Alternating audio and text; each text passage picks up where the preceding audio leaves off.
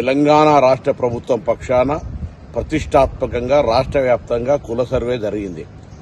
ఇప్పటికీ ఇందులో ఎవరైనా తమ సమాచారం ఇవ్వని రాజకీయ పార్టీల నాయకులు, ప్రజాప్రతినిధులు, అధికారులు, ఉన్నత స్థాయి అధికారులు ఎవరైనా తమ సమాచారం ఇవ్వకపోయి ఉంటే దయచేసి మీ ప్రాంత సమాచార సేకరణ అధికారి ఎమ్యునరేటర్కు పిలిచి మీ యొక్క సమాచారాన్ని ఇవ్వాల్సిందిగా కోరుతా ఉన్నాం.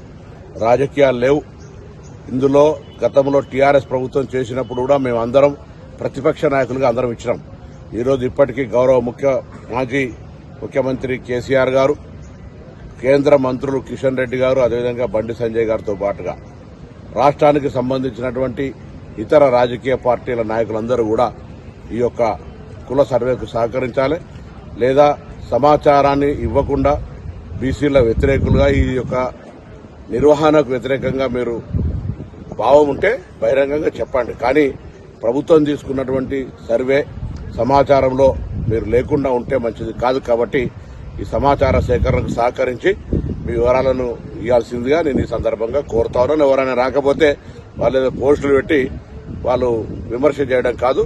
కొంత ఎక్కడైనా అవగాహన లోపంతో, సమాచార లోపంతో ఆ అధికారి మీ దగ్గర రాకపోయింటే బాధ్యత గల వాళ్లుగా మీకు విజ్ఞప్తి చేస్తాను. ప్రభుత్వం పక్షాన వాళ్ళని ఆహ్వానించి వారి యొక్క సమాచార సేకరణ ఇవ్వాల్సిందిగా కోరుతాను.